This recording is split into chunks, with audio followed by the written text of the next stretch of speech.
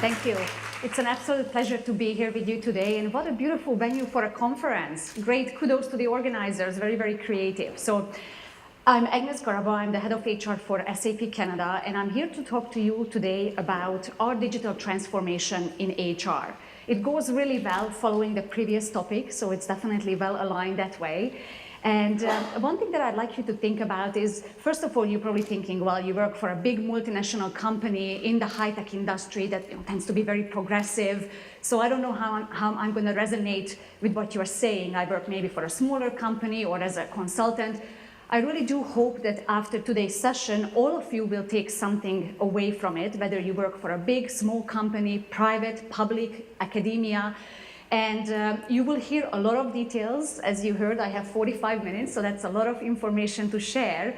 But please just focus on a few things to take away from today. So don't get too worried if you're seeing so much and thinking, wow, this is overwhelming. If I can see a couple of notes in your handouts there after today's session that you can take away, think about, take back to your teams, that's my aim with today. So I would like to share with you our transformation, and it is around the whole digitization, which is the next big wave of change for many, many organizations. Just with a show of hands, how many of you work for organizations, either as an employee or as a consultant, who are going through some kind of a transformation at the moment? Put your hands up if you do. See quite a lot of hands. Typically, that's what I get. So this is, the transformation concept is something many, many companies need to think about these days. And when you think about digital transformation, it certainly means many things to many people. For lots of people, it's about technology. They think we really have to bring technology into the workplace. For some others, it's about how do we engage with our consumers and our customers. And quite often what tips up companies is that there isn't a very clear strategy around what digital means. The other very scary thing about it is the pace of change. Everything is changing so rapidly that we really don't have a lot of time to just, oh, we'll think about it in 3 to 6 months. Well, it could be that your competitors or your employees who are looking for work elsewhere will go elsewhere in that time frame. And again, it's not to make it sound like you have to now rush home and make a change, but we do have to think about that the pace of change is very, very fast. And on a personal level, when I realized that we start to live in a different world, I'll tell you a quick story. My kids are looking at a flyer from a store, and my 8-year-old daughter is looking at this beautiful kite saying, oh, what a great kite. And the next moment, my 10-year-old son, oh, but look at the drone. So it just shows you how even our children are living in this new digital world where a kite is nothing compared to a drone, basically. So this whole digital transformation is definitely impacting the future of work when it comes to employees and all of that. What's really interesting is that the technology advances are going to cause about 2 billion jobs to disappear by 2030. That's a lot of jobs. But what also happens, and we have seen this in the many last few years, is that there are a lot of new jobs created as well. So again, this is not something we need to be afraid of, but something we need to anticipate and make sure that we reskill our workforce to the future with the skills of the future. What's interesting, I've also seen some stats now that by 2020, most of our conversations will be with robots, not with human beings, which again, to me personally is rather scary, but that is where we are trending. Also, I know a previous presentation talked about the millennials. We actually now do have 5 generations in the workplace. I don't know if you've heard the name of the newest generation. It's basically those who are born in the 90s, sort of mid to late 90s. So they are just getting into the workplace now, first, second year university. It's the centennial generation. That's the new name for that. And of course, we still have people over 70 in the workplace. So we do have now 5 generations. And by 2020, 50% will be millennials. And we all know it's quite different to manage them, to motivate them, to inspire them. Another interesting piece around the workforce is that we are seeing now about 1/3 of the workforce being contingent workers. So the idea of the permanent employee that's tied to a job for a long time is slowly going away. We are seeing more and more people contracting the work out. And there's a lot of CEOs and leaders seeing the technical skills as an obstacle to grow. So obviously in this digital transformation, what's happening is technical skills are very much needed going forward. Now, some other interesting pieces around this whole digital transformation and the digital economy is that really every industry will be touched. Even industries that traditionally had no competition for them now, we do see that. So if you think about doing finances, in the past you would typically go to a bank. Now there are many other non-traditional financial companies who provide that to you. And also industry lines are blurring. We are seeing companies like Amazon delivering groceries and many other very interesting blurring of industry lines. Also, leaders are coming up from everywhere. I know typically we always bring up Uber and Airbnb as those very unusual companies that hold no assets. But not long after Uber came out, there was already a disruptor to Uber. Lyft is an example of a company that came very quickly. So even those who we consider disruptors are not necessarily there as the top spot very, very long. Also, everything is fluid these days. How it impacts us in HR, if you think about, there are new roles emerging all the time. Org structures and the way how organizations are designed are changing. So again, we have to keep that in mind as we go along this journey. The ownership of data. If you think about HR, we quite often hold all the salary ranges and salaries of people and other different information about companies. There are many ways how employees can share that these days. There is Glassdoor, where they can talk about the company's leaders. There is LinkedIn, where they can fill in a salary survey to give their information out. So again, how do we handle the ownership of data? Because transparency is becoming more and more relevant these days. And finally, I know we talked about in quite a few of the sessions today, how do we deal with the overwhelmed employee and making sure that they are not under the tremendous amount of stress that the data that we always give to them causes for them. And this is just a very staggering number that I wanted to show you how even companies who traditionally been very well established with a lot of money, many of them are gone in the last 10, 15 years. So this is something that we certainly have to be on our toes to make sure that we stay relevant. This is a research that we had done. It's called the Leaders 2020 research. And this was something we had conducted with Oxford Economics to make sure that we understand what are some of the key characteristics of companies who are leading in this digital economy. And we narrowed it down to these sort of 4 key characteristics. First one is around embracing the digital technology. So what's important around there is that there really has to be a very good plan followed by the execution on a company-wide digital mission. It can't just be one department or one element of the company. It truly has to permeate through the entire organization, and it has to be embedded in all aspects of the organization, anywhere from strategy to tools and processes, the skills you are hiring for. Every aspect need to keep that in mind. Streamlined decision-making is a really big one. So are you able to make decisions based on real-time data available at your fingertips, ideally on a mobile device? And also, how do we distribute the decision-making in the organization? That's where you are seeing more and more flatter and flatter organizational structures out there so that decisions can be made fast and you can be more agile that way. How do we flatten the organization and really give technology to all levels? Sometimes what we see is technology is available for perhaps senior leaders, but not all the way down to the employee level. So again, in this transformation, we have to make it available for all. And how do we truly build a digital workforce? And how this is all transforming HR as we know it is a variety of different ways. Many companies are getting into new markets. So with that, what we are finding is we get a lot of challenges. How do we tap into talent? How do we attract them? How do we retain talent in those markets?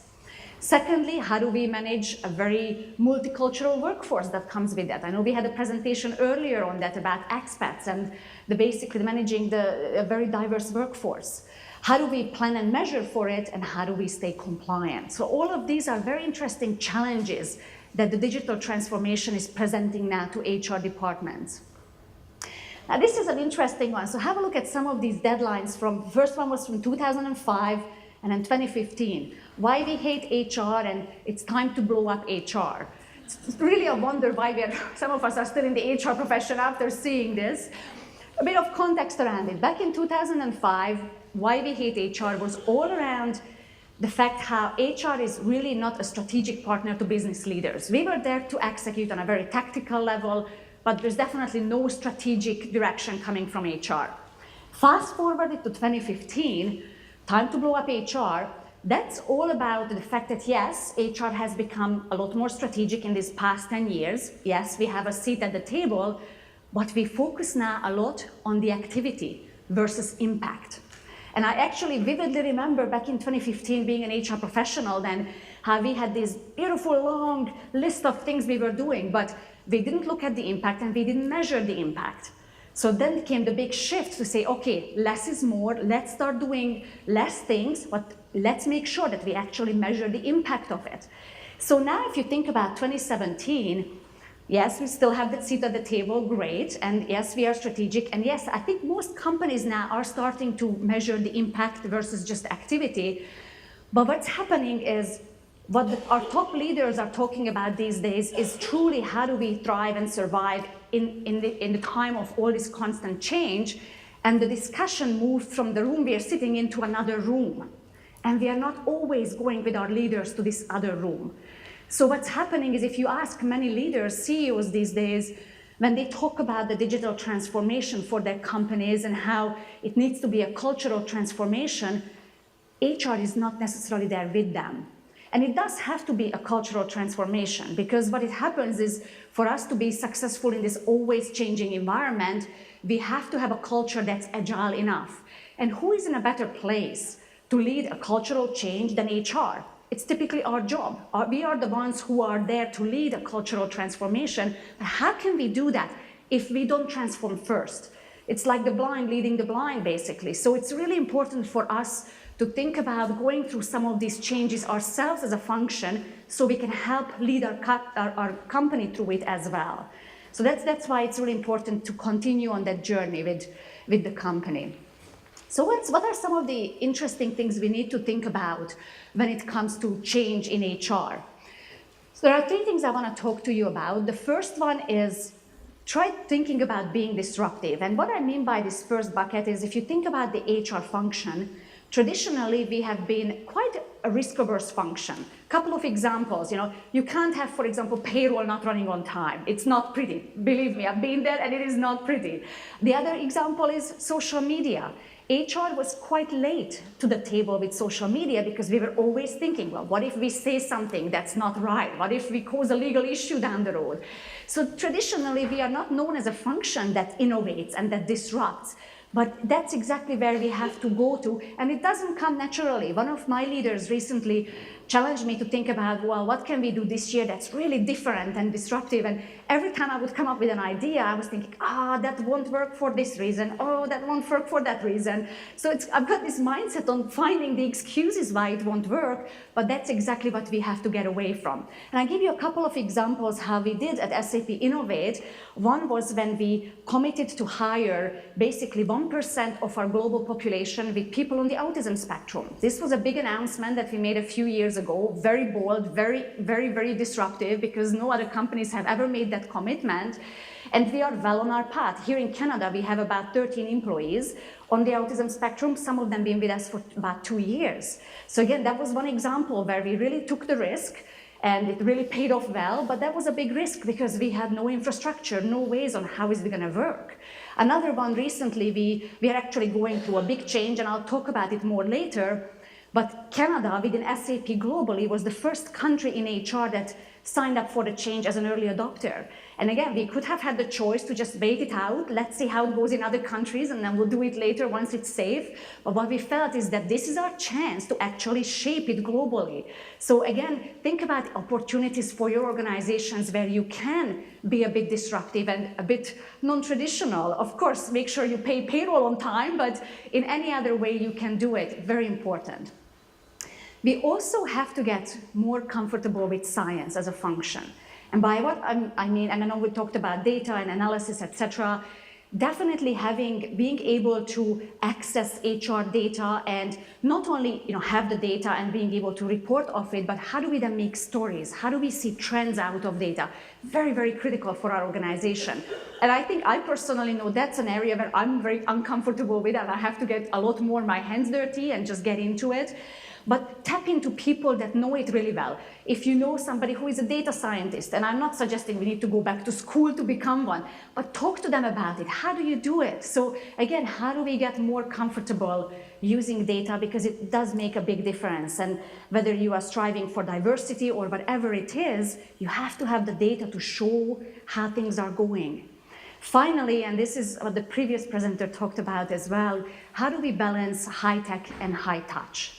So it's all well and great that you bring in tools and all of the technologies into the organization, but we are still called human resources at this stage. We are not called robot resources yet. Maybe we will, but not yet. So it is about human beings, human ambitions. So we do have to make sure that we keep in the high touch element built into our models as well, because employees crave that. Every time I travel across Canada and I'm hosting coffee corners and sessions, we get huge amounts of employees because they do want to connect with HR one-on-one, not just on the phone, not just via Skype. They want to see you and hear you. Ideally, if you can face-to-face, not always possible. We talk about remote employees, but that high touch is very important. Now, how is HR changing? This is, again, busy slide. I'm not going to go through all of this. You will have it in your handouts, but these are some really, really good tips how some of the current HR delivery can go into the more digital HR delivery. And some of you might say, well, I'm not even at the current HR delivery level, so I'm not going to bother looking at this. You know what? You can skip it. No need to go there when you can go to the current, the digital HR delivery. Think about how in certain continents, people didn't have landlines and they jumped straight to cell phones. The same idea. You don't have to basically go through that column to get to the digital HR. But some important details there are having an integrated platform. If you do have a variety of tools and they don't talk to each other, it makes it a lot harder to manage it. How do you design things with a fantastic user interface? So again, involve your employees, ask them, does it look good? Is it user-friendly? How do you have real-time data? And there's a lot more information there. Again, you have it in your handouts, but something to think about, to aspire towards, basically. Now, I'm going to switch gears and I'm going to talk a little bit about our own transformation, both as a company and the HR function. And first of all, we did have to look at our tools, because obviously as a technology company, that's something that's very important to us. And what we did is, these were some of the important pieces we had to look at. We did want to create a learning culture. It's something that's very important. Again, with the current change of pace that's happening, we have to have an environment where people have this growth mindset, basically, that they know that things are not constant and they can pick up the future skills. So that was one element we considered. How do we develop and attract our talent creatively? Because we have a huge amount of competition out there, both from other big companies, Amazon, IBM, Microsoft, etc., but then lots of small startups too. So how do we become creative around it? How do we bring inclusion, not just diversity, to the workplace? If you think, I have a very, very great analogy that I love using about diversity and inclusion. Diversity is about being invited to the party, and inclusion is about being asked to dance. And what we are finding is that, yes, we have great diversity initiatives and programs, but are we truly inclusive?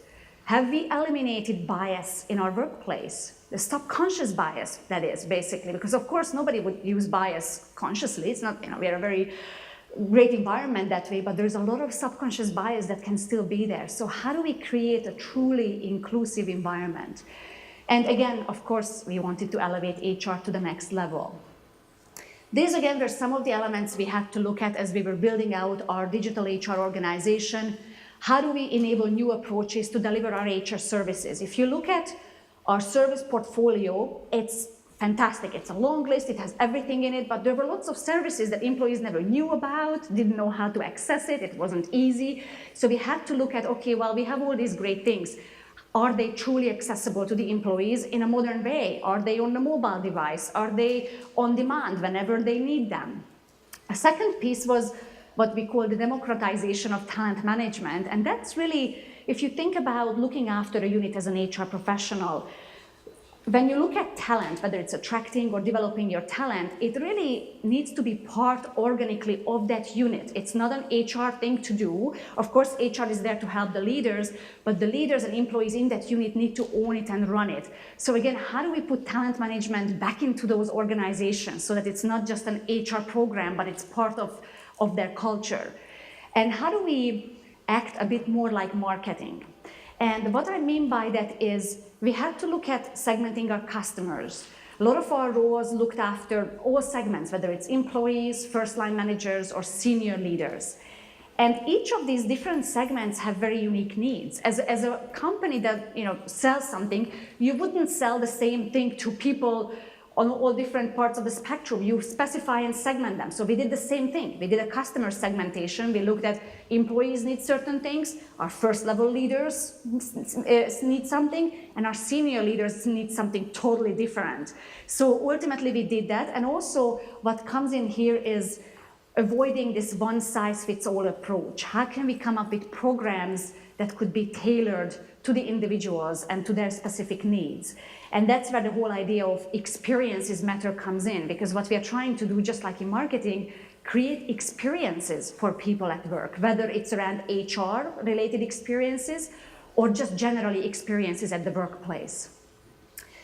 This is just a really quick snapshot of what we have when it comes to technology. Obviously, we own SuccessFactors as SAP, so we were lucky enough to use our own tools, which is a cloud-based software. And what we did is we implemented most of the modules within SuccessFactors, which was great, over a period of the last 4 or 5 years. So it was not an overnight switch. We did it sort of piece by piece, and that's one other thing I would recommend if you are thinking of changing your HR systems, etc. Sometimes it's nice to go gradually a bit instead of a huge amount of change one go, because people were able to then utilize and learn the tools as we went along. But again, made a big difference having all of this. The only thing we don't have, that's why you see 80%, is that when it comes to our core HR, we don't have Employee Central. So our core data is still on-prem. And it's coming in November when we are going into the cloud with that as well. And that will be brilliant, because then truly all the systems will talk to each other. But one thing to think about, again, when it comes to technology, do your systems talk to each other? Because it makes a huge difference when somebody sets goals that links to their performance management, that links to their development plan, their learning plan. It's such a beautiful system, and all these things really talk to each other. So something to keep in mind. And we can also build some other applications, not in SuccessFactors, but for example, job points we use for our appreciation program. It's built on our HANA Cloud platform, and it's, again, talks to our SuccessFactors system. And again, it's a really good way. You can also be creative on what you use some other vendors to build you custom-built tools should you need it. Now, the other thing we are doing, and this relates back to my comment about our HR transformation, is reorganizing how we are in HR. Initially, a few years ago, we were decentralized, went to a globalized, and now we are in this sort of leading edge model. And some of you may have seen this. Traditionally, companies, bigger companies, were organized by this 3-pillar model. So you have the HR business partners, you have the run organization, service delivery, and you have a center of excellence pillar. Those are the folks who come up with the programs, the think tanks that basically figure out what's the best in class for talent management or for total rewards. We moved over the past few years into this enhanced 3-pillar model. Because in the past, it was only the HR VPs who did the consultative elements of the job. They were the face of the business, but we put more and more consultative services in our delivery organization. So that definitely was one change. Now, the latest change, which I don't have on the board because it's truly hot off the press, and we are just coming out with the new visuals now, our model is going a step further, and instead of COE separately, we have now these end-to-end, what we call HR practices. So we have now things like total rewards, we have now talent acquisition, basically sitting, used to sit, half of it was in the blue column, half was in the purple one. It's all one organization now. The idea of that is you have one leader who leads the strategy for all of it, and we call it the experienced focused model. So we are even going further now from this. That's the newest this year, and that's exactly what we are sort of piloting in Canada and being the early adopters. But next year it's supposed to go globally as well. So it's great to have that opportunity for us to try it out here first. And this is something we are trying to aim for, is how do we scale, because we have to scale. We have over 80,000 people globally. Our solutions have to be scalable for the entire organization, but how do we scale not losing the human touch? That's really the critical aspect. And we've implemented a couple of new roles we never had before. So we have now a role we call a career counselor, basically, who are people, if they want to talk about their career, they can talk to these folks and they can help them, guide them along on how they can get to their next step. In the past, they had to go to their HR business partner for that. But what we are doing now, the HRBPs going forward are only there for senior leaders. That's a big change for us. They are not there for everybody else. We sort of segmented the population. So then we created the HR advisor role, which is yet another role there to support our first level managers. So we had to think of creative ways how to make sure that we maintain some of this high touch, because just adding more and more technology and everything automated, it's great, but then what do we instead add in that also provides the high touch for people? And finally, the last big piece of the transformation has been all around the mindset. And this is the big one, and it relates to culture and engagement as well. There are two things I wanted to mention on this. As a company, we went through a big look at our culture and how should we describe our culture. In the past, we used to have these values that nobody really associated with, nobody understood what we meant by those values. So what we did is we took an initiative around culture that really involved employees. So we use design thinking. It's a methodology we use all the time. Every time we need to create something, make sure that we talk to the people who actually use it and live in that culture. And what we came up with were not values, but behaviors. So these are the 5 behaviors that globally we identified as a company that we need to basically embrace them to make sure that we live in a culture. Some of these are there already. A lot of these were very aspirational, I can tell you. So for example, we can be very siloed. As a big company, there's many silos going on. That's where the build bridges, not silos comment came in, or that behavior. So some of these, again, were aspirational, but this is a common framework and foundation for our culture as a company. And if I take it a step further in HR, what we started to focus on is experiences. So really that starts with an empathy towards our customers. That's something that in HR we really have to have. And what we found in our organization is that the HR business partners who were the customer-facing teams typically, they had a lot of empathy. They understood what our customers needed and delivered on it, and it burned them out quite often because there was so much to do.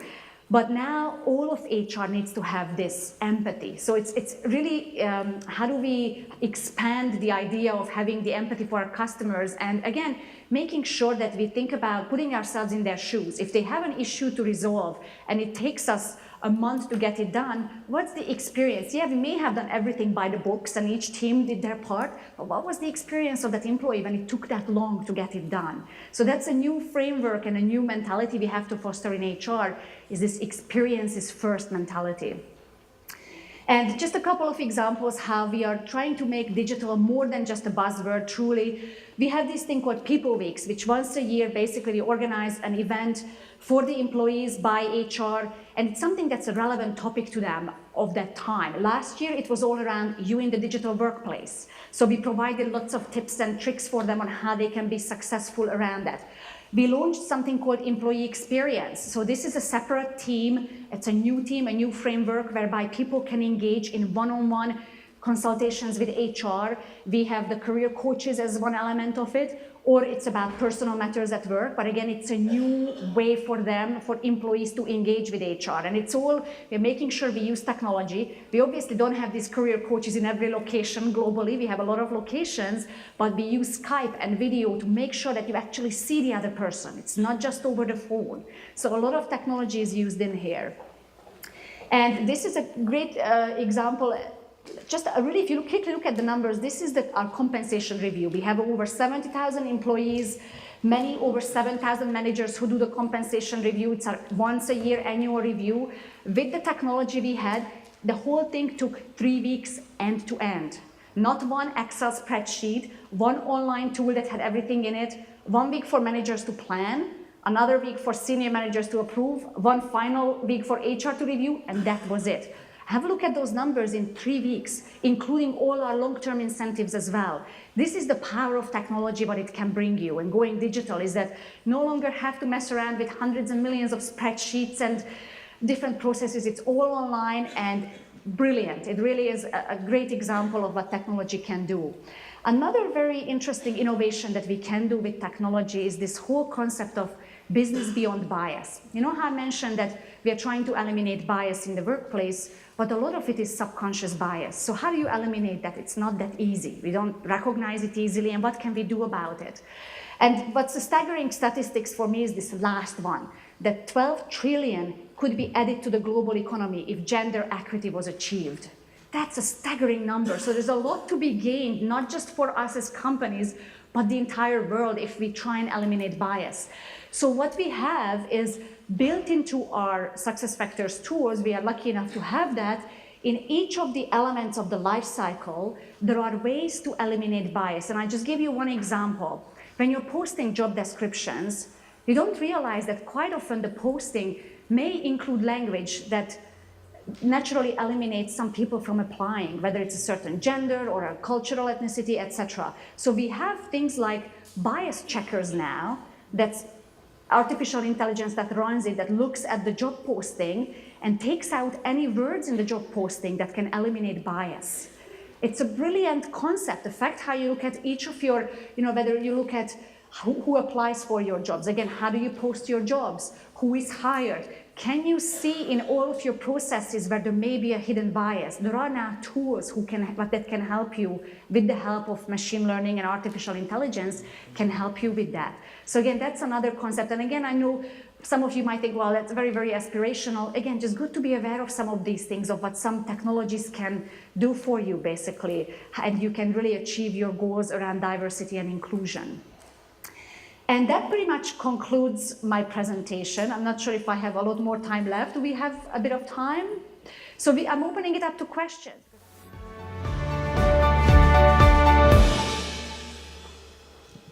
I was interested to see how you're trying to balance the high touch with the high tech, and one of the examples you gave was the career coaches. Yes. And then on your measures page, it looks like last year you had 15,000 career changes, career movements. So can you say a little bit about how this kind of career coaching has been implemented and how it has affected the career mobility within the company? So interestingly, what you saw, and do I go back? When you saw the career moves, what that happens during our normal annual cycle. So that's when people, for example, move up the career ladder or they move into a different role. So that's our annual cycle that when very often people change jobs to a different level.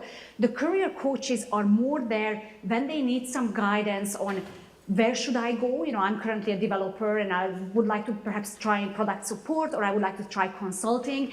And what they do is, first of all, they listen to obviously what people are interested in, and they help them figure out tools, because we have some great internal tools for them to, whether it's develop themselves into those areas they want to go into, whether it's for them to know the skills of the future. Our development organization puts together just recently a great list of skills they are looking at as the skills of the future. So the career coaches would talk to them about how do you get from where you are today to that other place where you are trying to get to.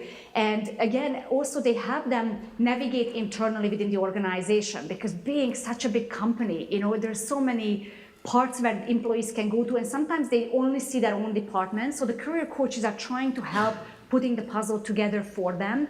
So ultimately, what happens is the discussion and the consultation with the career coaches leads to them going down the path to look for a job internally or growing their own job. And that leads eventually to more and more of those career movements that we see in the annual cycle.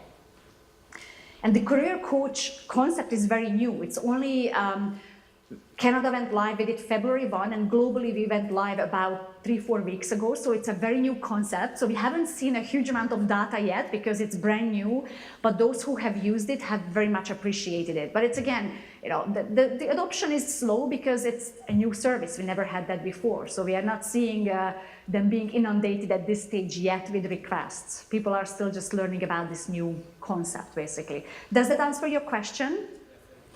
Thank you. Any other questions?